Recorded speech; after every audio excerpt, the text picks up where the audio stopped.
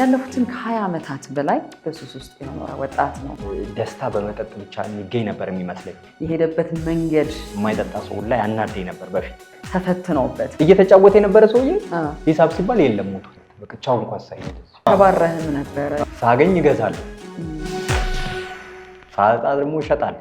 ተረስተህም ነበረ። ነጭ ሆኖ ተመልጦ በቃ ወይኔ ፊት ምናምን መስታወት ሳይ እኔ አይደለሁም እላለሁ።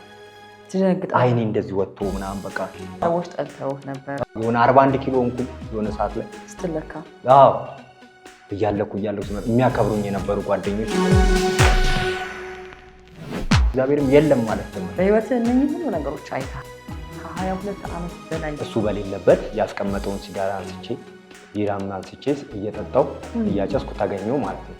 የ7 ዓመት ታዳጊ የመወለዴን እስክጠላ ድረስ ምነው ባልተፈጠርኩ እስክል ድረስ አረሰውም። እሱ ምት እስካሁን ያመኛል። በ7 ዓመት በቃ ማንም በቁጣ በግርፊያ ልጆችን የምናስቆም ይመስለናል።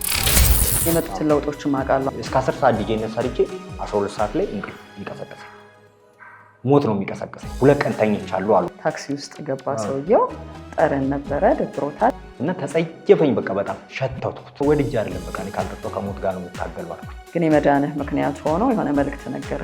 በቃ ሰዎች በእኔ ምክንያት ሲድኑ ሳይ በዚህ ስራ ስኬትህ አድናቂ ያለኝ ካልክ አንዷ ትዕግስት ናት።